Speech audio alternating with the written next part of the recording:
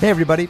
Today's guest is Brian Baker from Dag Nasty, Bad Religion, also played in Minor Threat, plays in the Beach Rats. He's played with Junkyard, been in a ton of bands, and he's been amazing in all of them.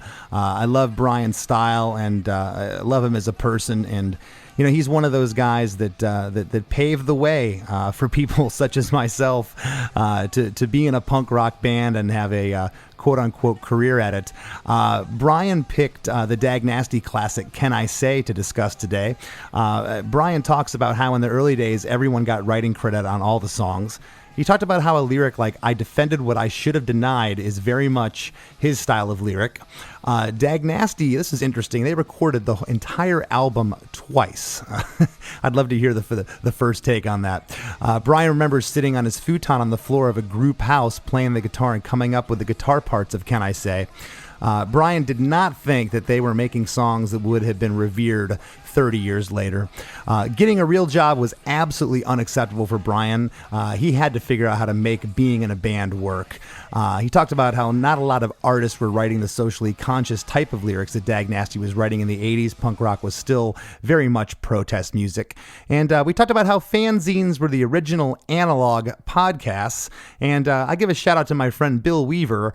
He was the first guy back in high school to play me Dag Nasty, and I loved him from the first time I heard him. For all this and much more, stay tuned. Hey, have you heard? Chris DeMakes a podcast. Hey, have you heard? Chris DeMakes a podcast. Hey, have you heard? Chris DeMakes a podcast. Hey, have you heard? Chris DeMakes a podcast. Brian, of course, started out in Minor Threat and then moved on to Dag Nasty, formed in 1985. And Brian picked the song Can I Say? Tell us about this one, Brian. You know, when I did a little research on it, I noticed that it's the writing credits were attributed to everyone in Dag Nasty. So did you have a hand in writing this one, or Dave, or who put this one together? Well, you know, way back in the 20th century, when everything was in black and white and you were in a punk band, what you did is you credited the whole band for everything. Right. So in some cases that works out well for me, like saying, you know, that Ian MacKaye, who wrote 98% of the lyrics for Minor Threat, you know, when it comes to, you know, splitting up that T-shirt money, it's the same even for the little bass player who basically did very little. Right, but there was no money back in the 80s, so no one really gave a shit either, right? You know what's funny? But take this. That's how we split up Beach Rats. Yeah. Yeah. Good for you. That's just what you do. I mean, it's really, I don't know. There's a lot of, it's the constant argument. Is it, are you going to be Democratic, socialist, or communist, using the most limited definitions, the dumb guy definitions of all three of those systems. And right. For the most part, there's been, you know, communism was the way to split up shit. But I picked Can I Say because I did write the music, and Sean wrote a lot of the words. I think in that day when we were that little, everyone kind of just gathered around a notepad. Like Sean would have, you know, some words, and then Roger would go, why don't you change that word from disagree to fuck you? Oh, that's better. That's stronger. Good, Raj. And looking at Can I Say, I texted Sean. I was like, what did you write? He goes, I think I wrote everything, but I'm not sure. And I looked at the lyrics to Can I Say, and there's a couplet that says, I defended what I should have denied. And that's straight up Baker right there. That's that's so like, you know, armchair Brian. Yeah. But so it's really, I mean, I think Sean wrote most of it, but I see some edit in the lyrical portion of it. But the music I had, and the reason I picked it, it is, I think, the first or second Dag Nasty song that I had written and brought in. So it's very early. I don't remember which was, I don't know if it was first or not. Right. And in just spending a little time analyzing it, I just noticed, you know, I can go back and see where I got, where I stole from and how it all worked out. So it's kind of an interesting thing to look at. Well, it's amazing to me that and a lot of times when you're talking about songwriting, I like to talk about the production because it really lends itself. Some songs possibly could have been quote unquote hits, but the production sound like crap. For 1986, I mean, this recording, I mean, it's leaps and bounds above what else was going on, and the bands that I love from that era, even Descendants. I mean, this record sounds so friggin' good, recorded analog. Do you remember much about the recording process and what Ian brought to the table producing wise? Well, sure. It was exactly the same equipment and the same, if I'm not mistaken, I think it was, God, I should probably know this. There's a chance that this is a 16 track recording. Right. And that might have something. I would have to call Don because he would know. Because I have the original disc, not remastered. I mean, this is the original thing, and Yeah. no one sounded like this in '86. I mean, I didn't hear a Dag Nasty till probably I was 15 in '88, so '88 or '89, and I was playing baseball. And we used to drive to the baseball games on the school bus, and my friend Bill Weaver, he had this Walkman, and he's like, "Dude, check this out!" And it was Wig Out of Denko's, and it was the first time I'd ever heard you guys. And I was just so struck by it because I lived in this little town. It was a oppressive little town in Florida. Our record store was the Camelot in the mall. It was, we had nothing. You had to go drive 2 hours to Tampa to see a show. And, you know what was going on in the late 80s. Nothing sounded like this. And to go back now, 30 plus years later, and to listen to it with fresh ears, it's amazing how and not blowing smoke up your ass, man. It's just it sounds so friggin' good and clean.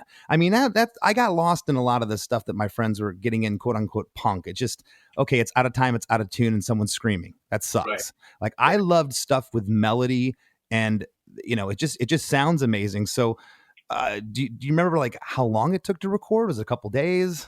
Well, the only reason I was trying to figure out if it was 16 or 8 is because I know Out of Step was the first 8-track recording at Inner Ear.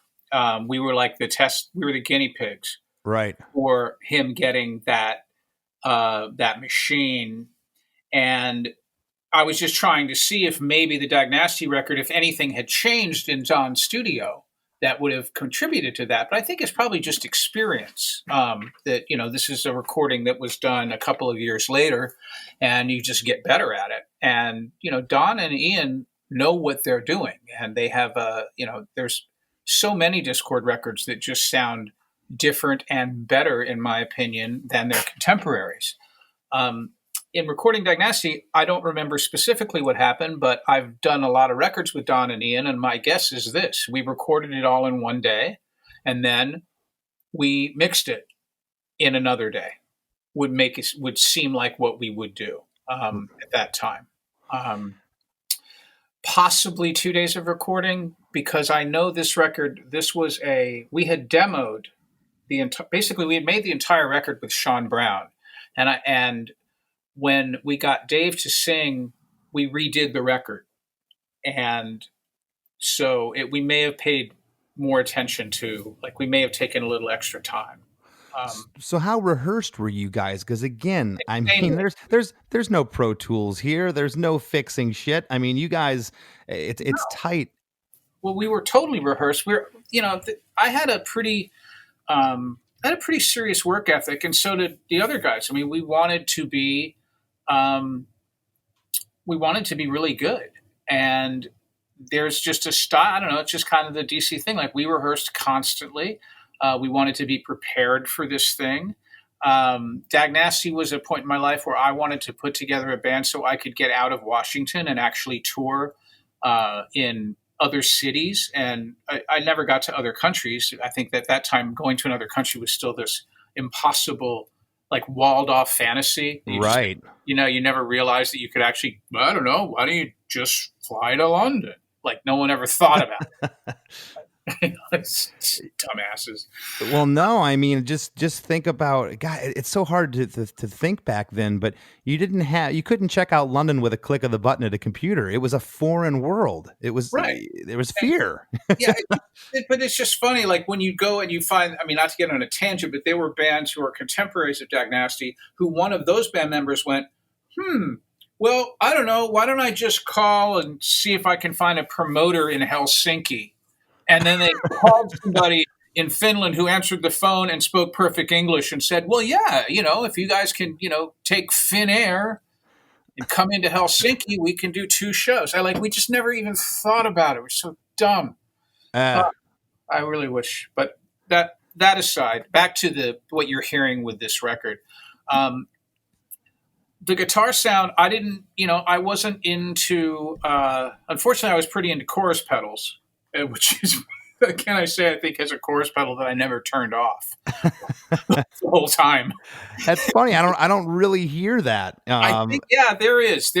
I was very into this Mxr Chorus, this yellow box that plugged into the wall, had 4 knobs on it, and it's now like kind of a collectible piece, and gear nerds are really into it, but it's incredibly dirty. Like it's not at the time we didn't realize that it had a lot of whoosh to it, even right. standby.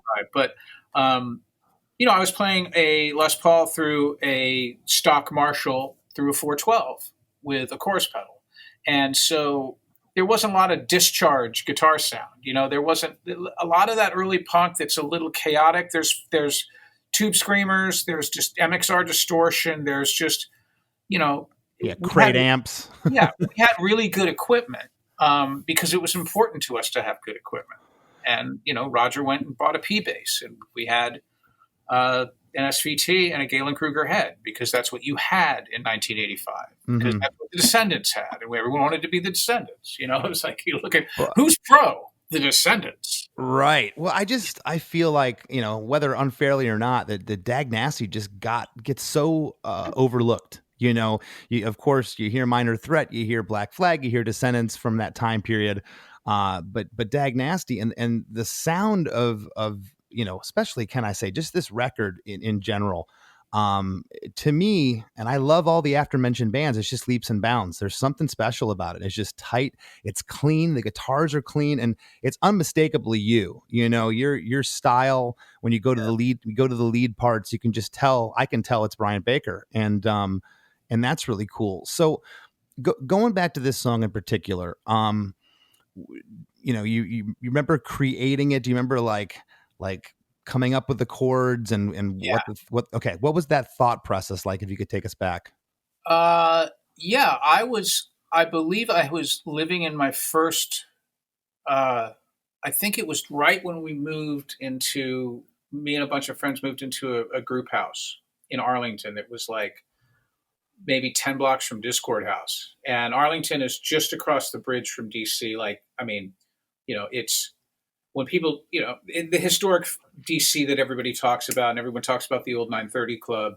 I lived closer to the 930 Club living in Virginia than I did where I grew up in DC proper. So it was really, this was a little suburb that was very working class, and they would rent a big beat up house to a bunch of lunatics with motorcycles and bleached hair with an unhealthy obsession with Mad Max. It was like, and I think I really, when I'm looking back and seeing it, I think I remember just like sitting on my futon, of course, on the floor of the room and smelling the fresh paint that was a color that was available because someone made a mistake. Vomit pink. Yeah, or whatever's there. Ooh, that'll be weird. Children. I just had, I know that I had the intro which is actually the breakdown in the intro, because the intro definitely had to have been me being very into Discharge. I think I just really remember coming up with that kind of that repetitive Blur intro. And then the breakdown is just a stylized version of that. At halftime. And right then that's half the battle. That you have the attention getter that starts the song, and you have the breakdown, which is absolutely necessary if you're going to participate in American punk rock music in the 80s. Yeah, you needed the mosh part. You needed the mosh part for sure. And it's not even so much the dancing for me. It was just like that's the release of the song. There's Yeah. all this tension, and then this release comes from when you get down to something kind of half-timey or something at a slower tempo, which I love. I mean, I'm a sucker for that, and it's such a great tool. Oh yeah, yeah. Yeah, Did and you- that you know what that act right there just refined itself into Quiet Loud, and Uh-huh. that is definitely that American tradition of doing that kind of songwriting is reflected in a more refined version in Nirvana and their subsequent success. I mean, Sure. Yeah, the Pixies, Nirvana, that was what their careers yeah, were built on. Quiet yeah, Loud. yeah, and great because it's a great idea, and they both made really great music. So I'm a fan of how everything worked out. Sure. But Um, so it's almost hard to talk about some of this stuff with you. You know, you're a hero of mine that became my friend, and I mean that with all my heart. And it's like, I just did you have any forethought, Brian, when you were doing this record of that the influence, not just this record, Minor Threat, just all those early projects, the influence that it would have. I mean, dude, you guys paved the road. By the time Less Than Jake started touring, 92, 93, the roadblock was gone. The road was open for us to do what we were doing. And that's right. because of the bands that did it in the 80s. I mean, there was no rule book. There was no playbook back then. You guys were flying by the seat of your pants. Did you ever think that you were making songs that would be revered 35 years later? Oh, absolutely not. Not even a question. And I think that's probably why they, in some cases that lack of expectation, I think, makes something, gives it longevity. I mean, 100% certainly in Minor Threat, this was a high school band for me, and I had no idea that it would become a relatively significant part of like the American, alternative music songbook. I didn't know. We were, not looking beyond, the next couple of months. And we didn't really think it was that precious, which I think has, we broke up a couple times. You certainly, the interpersonal relationships of the band members were far more important than the music, when you think about it, because why would you break up something like that as well? Because we were teenagers, or at least a couple of us were, and we didn't know how to be in a band yet. Right. And, that was the thing. And there's a little different thing to Dag Nasty, though, is that when I did Dag Nasty, it was after I had been in Minor Threat and we broke up, and I was going to pretend to go to college, and that was unsuccessful. And I was playing in the Meatmen with my friend Tesco as kind of like a temp. Yeah, I've read about that before. Yeah. Yeah. Because he was funny, and he lived in DC at the time, and I had a couple projects that started and that just really kind of fizzled out. And I wasn't really, but the thing mainly was that I wasn't really paying attention to music. Music after Minor Threat, it was something I did, but I also was a motorcycle courier, and I was into, motorcycle tracks and all it's hard to describe, but it just didn't become a priority. And with Dag Nasty, that was a conscious attempt. I don't know if I just woke up one day, but I said, you know what? I need to get a real band started, and I need to get out and see the world, or I'm just going to wind up, fucking around and getting a job. And that's absolutely not acceptable. In any way, shape, or form. Yeah, and it wasn't that I thought that Dag Nasty could like monetize an empire. The point was I needed to be doing something. I needed to do something creative, and I loved playing music, and I loved playing music live, and everything. The touring and all of the things that go with it are equally as important to me. As far the experience of doing it is so beautiful to me. And so in Dag Nasty, I'm like, I should do a band. I need to play punk music because I know how. And I need to put a band together that people who liked Minor Threat and Government Issue and The Descendants would like, because these are bands that I like.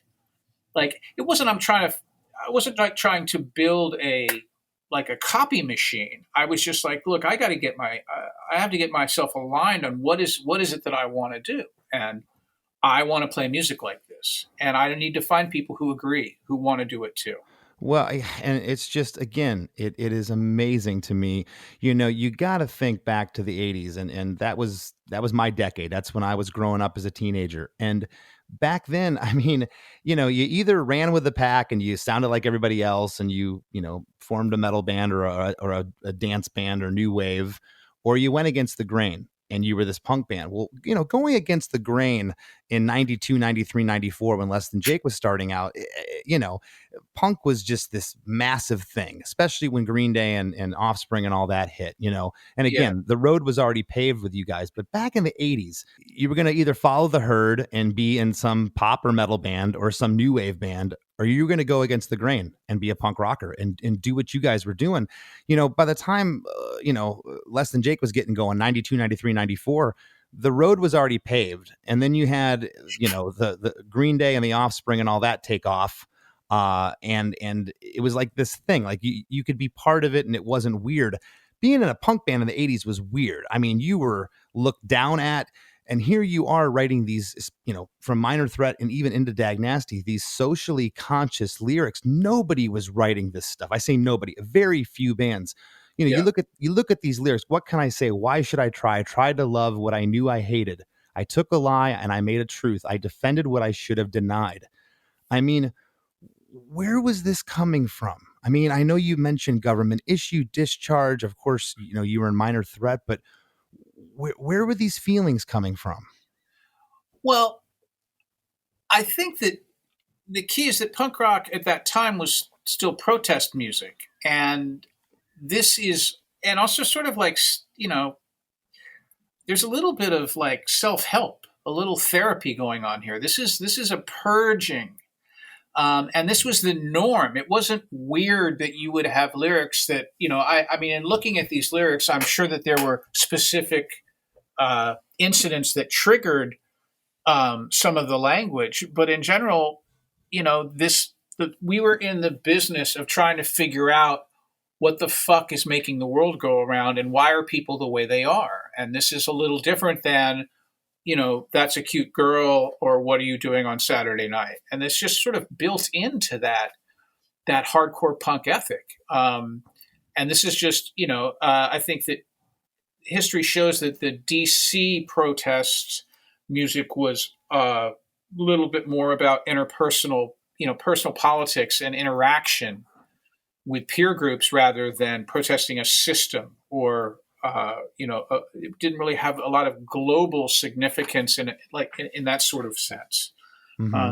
So Dag Nasty, these lyrics are kind of in keeping with what everybody was doing then. It was just a natural thing. I mean, realize that we're contemporaries of Rites of Spring at this point. Like, right. Dag Nasty, Rites of Spring, Beefeater, Embrace. We all played shows together, and for honestly, Dag Nasty were like the jocks compared to those guys. Well, yeah, I mean, you guys were definitely had more of a pop sense than someone like Embrace. There was a little bit more melody. Well, but also there was fast songs still. Mm-hmm. Dag Nasty still went doopa doopa da doopa doopa da doopa doopa da. Like they we had not that basic early hardcore beat is still half that Can I Say record. Mm-hmm. So it was more, I don't know. We weren't quite as esoteric as those guys musically. But that lyrical, bent it really kind of just a product of what was happening there. It wouldn't occur to me to write music about smashing the state or getting fucked up at that point, it right. just wasn't it. So back around this time, there was very few outlets. I mean, you had Maximum Rock and Roll and Flipside, but like, do you remember like the initial reviews and what people thought of it? I mean, this was at the time a new project. I don't really know. I don't really remember because there were so few outlets. I mean, there were right. Right. There were a lot more fanzines at that point. By '85, there was a lot of fanzine culture was really pretty up there. And sure. just to take a guess, I'm sure Maximum Rock and Roll hated it. And I bet Flipside thought it was good. and and all of the other, I mean, I know that we had that people liked it in DC, that we built a pretty big following really quickly, and people really seemed to enjoy the band, and that's awesome. I'm totally grateful. Right. I mean, you know, looking back, you had mentioned like fanzines. I mean, those were the original. Those were analog blogs and analog podcasts. And by Yeah. that time, I think I first saw my first fanzine probably a little later than that. Like I said, probably when I was 88 or 89. And I was amazed by it that someone could create something in their bedroom. And a lot of it was copying, pasting stuff out of Maximum Rock and Roll and Flipside because they didn't have any content. Yeah. Yeah, for sure. I remember. Yeah, I mean, fanzine. It was a. It was really prevalent, actually. I mean, that's this. You know, we start out with Maximum Rock and Roll, and you know, I remember when I was first reading that, and I'm assuming that came out in '81 was when Tim started that magazine, though I could be wrong. But the whole thing for me was the scene reports where they had, like, you know, satellite journalists in Salt Lake or in Detroit, and it was all coming into this Maximum Rock and Roll. That was a big portion of the magazine, is this sort of, and internationally, of course, too. Right. The other people who weren't afraid to use a telephone to call Norway At $8 a minute. Yeah, but you know what? So what? You get 2 minutes. It's what's $16 going to buy you now? That's what I ask you. Yeah, not much.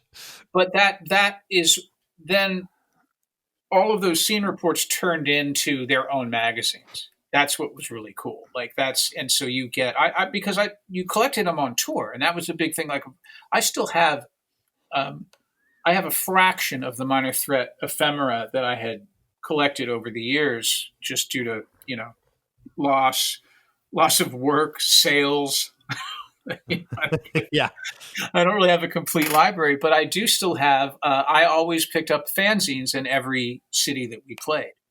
And so I have, you know, these yellowed, you know, something from Raleigh, North Carolina, or the Gainesville, the Roach Motel guy did something. And, Sure. you know, it was kind of almost an equal partner to the music, to the releases, and a whole culture of itself, in and of itself. So take us back to those years. You know, you put out a few records in the 80s with Dag Nasty, and what kind of, and I don't want to get into the you know, the breakup or this and that, but why do you think that it fizzled out? Because I think you guys were just such a fantastic band, and just to hear the influences. I mean, the other day on Shuffle, some Propaganda song came out, and I'm like, okay, they lifted that one from the Dag Nasty playbook. It's just blatant. I mean, it just sounds so much like, and there's so many other bands that have not only cited you as influences, but you can hear it in their music. And why do you think that it just didn't resonate like some of the other contemporaries from that time period that are still out there? I think that there's a number of reasons. One, constant lineup changes, and you know, having 3 singers is confusing. 2, we didn't know we were doing anything important. So it's not like I had, like, okay, I've refined this new sound that I'm going to make, you know, and then I'm going to thread this through subsequent releases. Dag Nasty, all 3 records are very different from each other. They all have different people on them. The last record is the least good. So that doesn't help your legacy when you go from a high point and continue to go down. Sure. And whether that's true or not, that's the perception. Mm-hmm. I think that there's strengths on all the records, but I will agree that Field Day, Field Day is a record written by, I mean, I had just discovered pot, and I lived on the beach in Hermosa Beach in LA. And like, what kind of angst comes from that gentle, bleach-haired, fucking tan stoner kid who's in his early 20s, who's never been to, you know, living at the beach? I mean, oh God, life is tough. Yeah. You know? And I don't, the songs are, I will say I'm still guilty of this, is that most of the songs I write, sound like songs that I like already, or styles of music that I get into. It's like Dag Nasty, I was just at that point, I was really into. I had just discovered stuff Stone people like Uh-huh.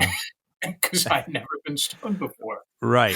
So, like, hey man, Robert Cray's a serious blues man. It's like, well, Yeah. no, you moron. That's like being into John Mayer, you know. But Yeah. at the time, I like, oh man, this is cool. I love Strats. I just, and no one, you know, because there were no stakes. There was no, you know, we weren't really doing it. We were just going along. I don't know. Carrying on is a phrase they say a lot in New Jersey. You know, like, well, just carrying on. Yeah, know? well, I mean, if someone tried to play you Robert Cray when you were living in the pink vomit house in D.C., you would have told them to fuck off. I mean, yeah. No, of course not. I would have told him to fuck off. And there's so much in retrospect. There's so much learning I could have used, like so much, but I was just doing it, you know. Right. Well, Hey, Chris, you might know this one. Another thing about being a musician is not wanting to do the least possible to have shelter. Like I will do the very least I can do to open myself up for all this free time where I'm going to do nothing. I mean, there's a laziness to being a musician that can't be denied. Absolutely. Although, and I don't know, I want to see how you feel about this. I feel like it was definitely way worse when I was younger. I feel like as time goes by, I look at time a little more precious, and I try to make better use of my time. Do you find that, or are you getting more complacent? Oh no. Now it's DEFCON 1. I'm just I'm 100% focused on this, and now I have a legacy to burnish. So I'm right. Well, yeah, and yeah, I can relate to that. It's just, you want to build on what you have, and for me, I don't want to lose it.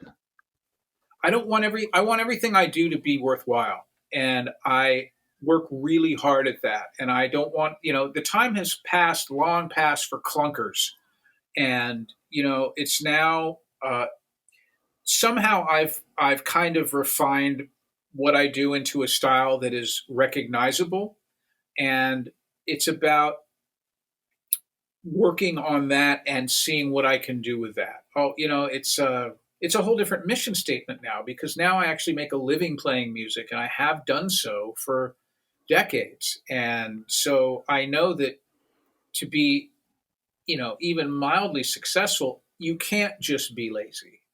It's real work. And I treat it as such now because I'm a grown up and I'm sober, and I don't, and I don't like Robert Cray anymore. They took your pot away and you can't listen to it. I didn't even know. All I had to do was read one book about the Rolling Stones, and I would have figured out exactly what was going on. But yeah, well, it's amazing to think now, because I remember when you first joined Bad Religion, and it seems like yesterday, but my God, it was 27 years ago now, huh? Yeah, I think so. Yeah, that's just unreal. And to think that your tenure in that band eclipses pretty much the rest of the tenures of all of your bands is remarkable. What can I say? It's a great job. Yeah. And well, I like working there, and I really love the people I work with. So good for you. That is awesome. I got a couple of things I just want to discuss here, and I'll let you get on with your day. Over the years, starting back to even when you were a kid, and do you know when you hear a song, any song, do you know immediately that it's a hit? Or do you have to hear it a few times? Does it have to grow on you and be like, that's a hit, or that's going to be a hit? I know it instantly. Right. Yeah. When you're talking about listening to other people's songs? Yeah, other people's stuff. Yeah, I always use the example of Smells Like Teen Spirit. I remember being in college, my first semester, and this dude played it for me, and I was just immediately, I'm like, this is massive. This is a hit song. It has every ingredient for a hit song. You know that when you hear it, yeah? I think so. I mean, I might be a little with really modern stuff that doesn't have guitars in it. I am not a student of this of what's currently very, very popular with people. And I, you know, I can't tell if I could listen to a mumble mumble rap song and know if it was a hit or not. Because I'm so Completely agreed. I'm still talking in the and there's even some avant-garde post-punk weird stuff that ends up, maybe being a hit that I'm like, I don't get that. And so I understand. I guess I'm speaking from a standpoint of anything that's in the realm of a rock, even a pop song, like, as much as I'm not going to put on the next Taylor Swift record anytime soon. No offense. But you listen to some of those songs, you're like, okay, that screams hit. yeah, for sure. If we're talking about if the caveat is we're dealing with guitar based familiar orchestration. I mean, Taylor Swift certainly counts in that as Mhm. well as does as Discharge. I mean, that's still basically the same tools. I can definitely know if something is in my a hit because of I. It's like I can't listen to music without listening to how it's made anymore. Right. Yes. And Yes. when I'm hearing stuff, it's like, and something comes around, I'm like, oh boy, was that smart. I love Yeah. that. And I'm never just sitting back and listening to music. I'm analyzing music. And that's a byproduct of what I've been doing with my life. Yeah, that is so cool for you to say. I mean, that's everything about songwriting that I'm so about today is when I hear songs and there's something that when we were first starting out that was primitive and we didn't listen to music like that I sometimes wish I still had that innocence, but at the same time, like the minute I hear a song, I'm immediately dissecting it. How is this working? Why is the pre-chorus only once the first time, but it's twice the second time? All that stuff that we analyze. It's so, to me, it's so cool. Yeah, it is. But it's just a skill that you develop over all these years. And I don't think I'm missing out much by not naively enjoying stuff and not being interested into why it hits me a certain way. Right, right. I think my knowledge of how things are made contributes to my enjoyment. Right on. Well, hey, gonna leave you with this. Lastly, here's your chance to let the listeners out there know what's going on with Brian Baker. This is time for your shameless plug. Go.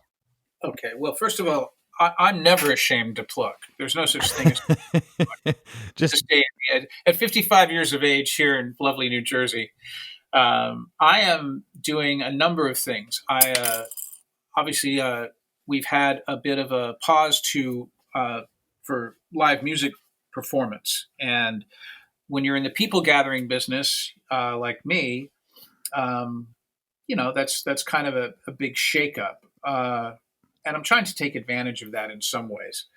But Bad Religion would have been, well, still is celebrating our 40th anniversary this year, and there was a lot of touring and other cool stuff to go with it, which will have to be postponed. And then, of course, you have to, you can't use the T-shirts because it'd be the 41st year. no one would buy them. Who cares about the 41st year of anything? And I think by the time we actually get to play, maybe we shouldn't be talking about how cool we are and be more, maybe it should be the Grateful Tour rather than the. Anyway, I could go on and on, but yeah, we're gonna have to retool. But I mean, that's my thing, and that I just love being in this band, and that is my number one thing. I also have a new band called Fake Names, and we just had a record come out on Epitaph. It's a self-titled debut LP, and this is a band that I am in with Dennis Lixon from Refused and two old friends of mine from DC who are also in just fantastic bands. Michael Hampton plays guitar, and he was in SOA, The Faith, and Embrace. And any fan of DC hardcore will immediately know who he is and the contribution that he made to our music there. And the bass player is Johnny Temple, who was in Soulside, was a DC band, like more of a mid 80s, 86, 87 band that was very, very important. And also in Girls Against Boys. Wow. Just another cool, like more of a major label kind of cool esoteric thing. And these guys, basically, I just started writing music with Michael Hampton because when I moved up to New Jersey, Michael lives in Brooklyn and he's a composer.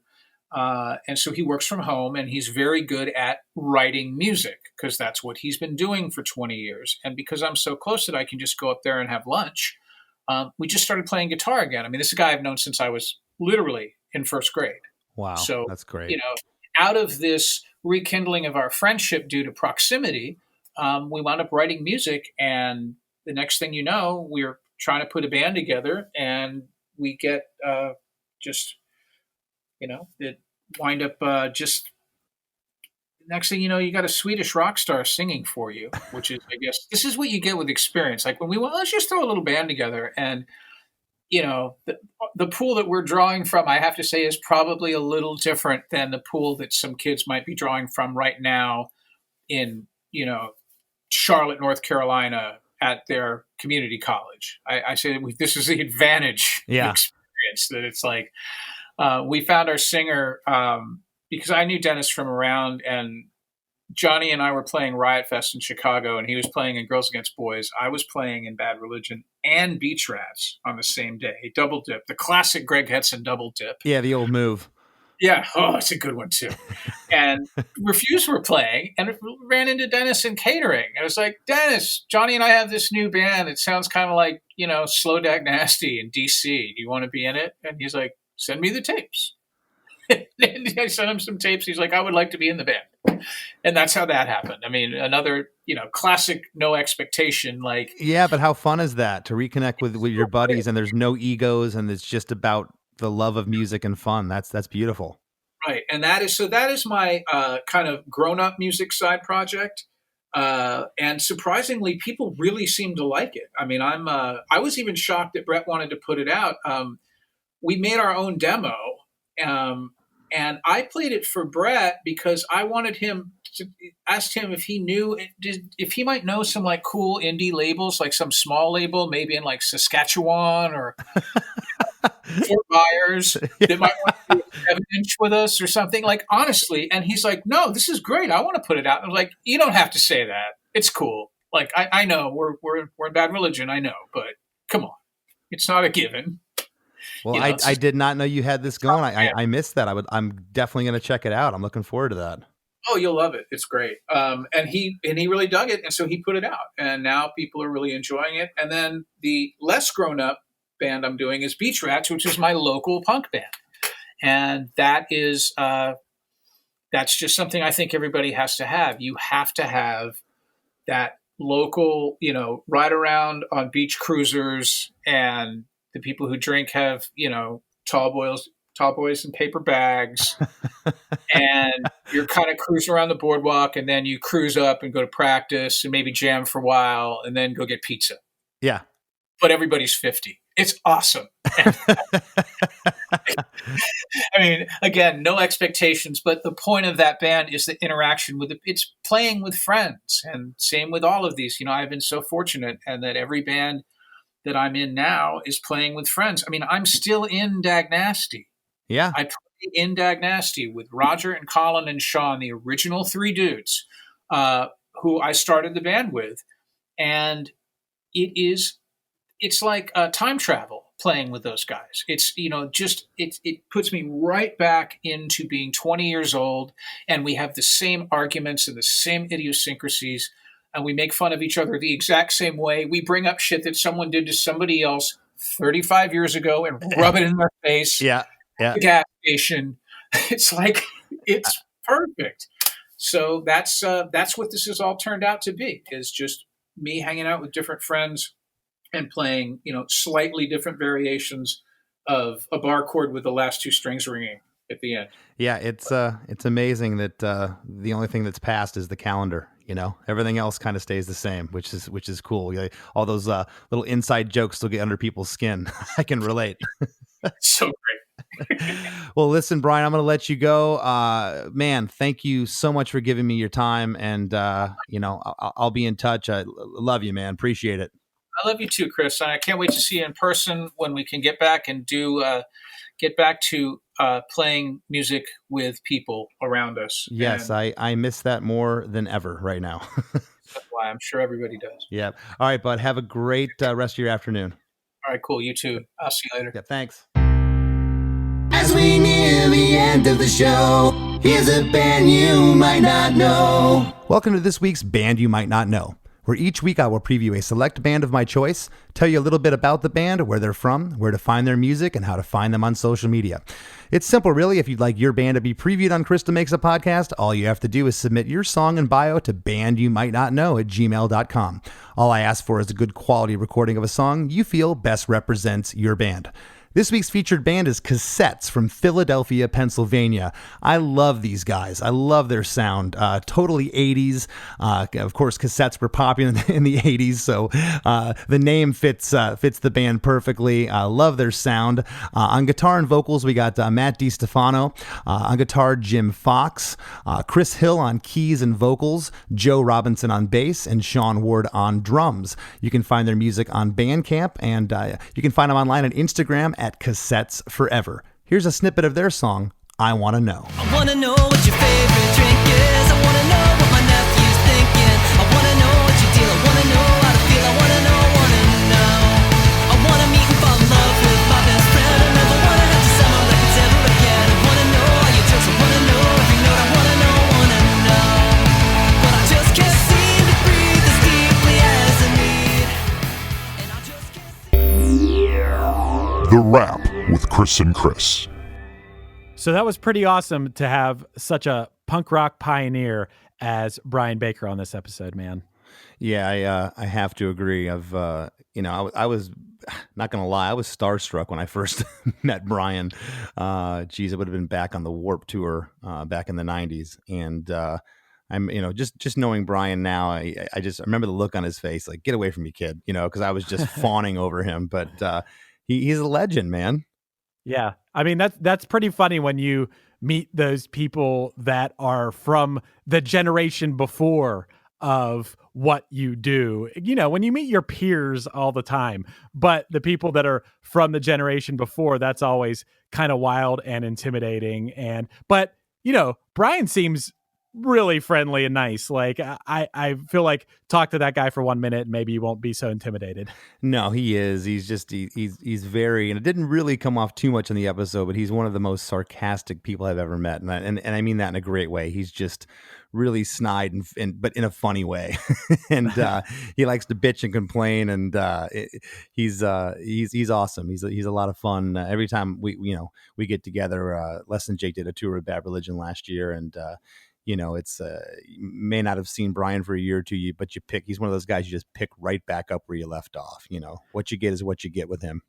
That's cool, man. And something you guys talked about on this episode is the fact that when Brian was doing that thing we do and touring and things like that, especially back in the Minor Threat days, that was still like touring in a punk rock band was still a relatively new thing, and it was maybe considered a dangerous thing, or it wasn't like what you and I have experienced of, you have this circuit of clubs that you play, and it's a well-worn path of the way to work your way up. It was kind of like they were in the Wild West of what they were doing. You took the words out of my mouth. It was the Wild West. It's exactly what it was. It was,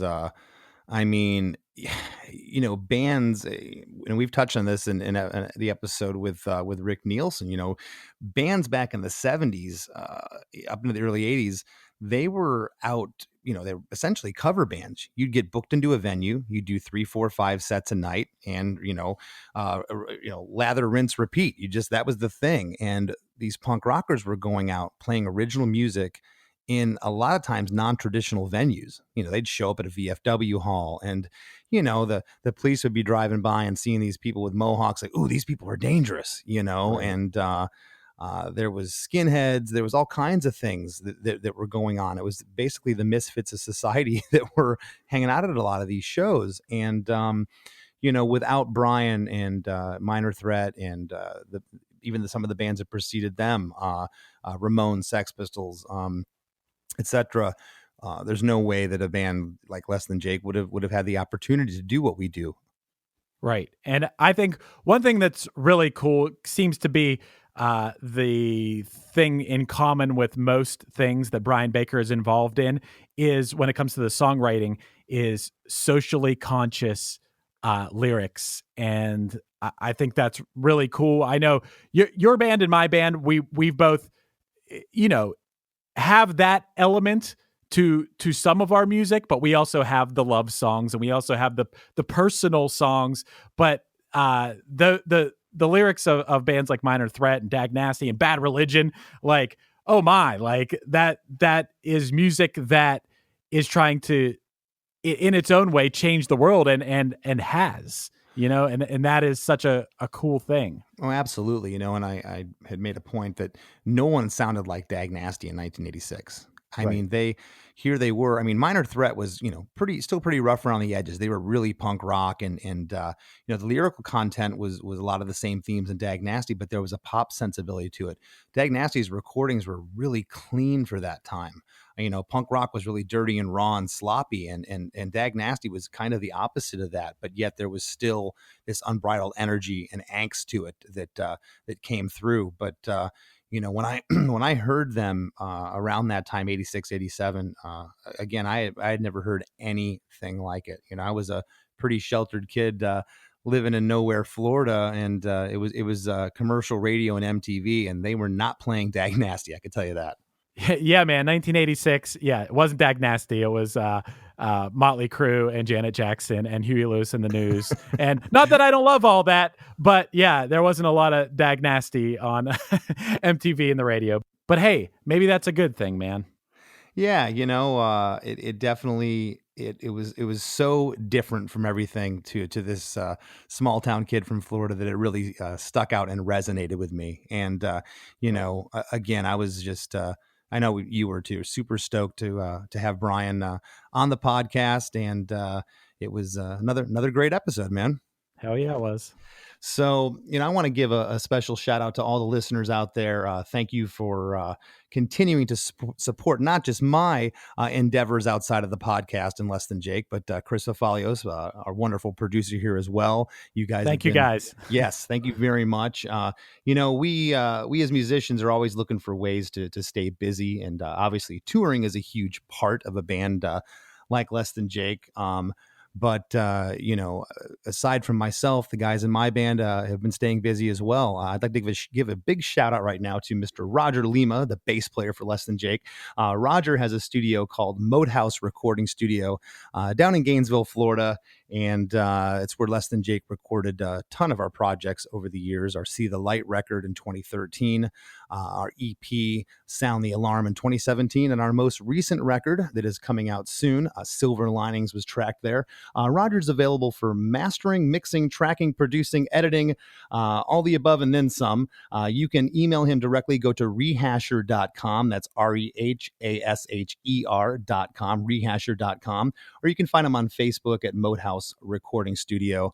Roger would like to hear from you, and he'll take good care of you. So just wanted to give a shout out to my bro. We're all trying to navigate these waters while we're not on tour, Chris.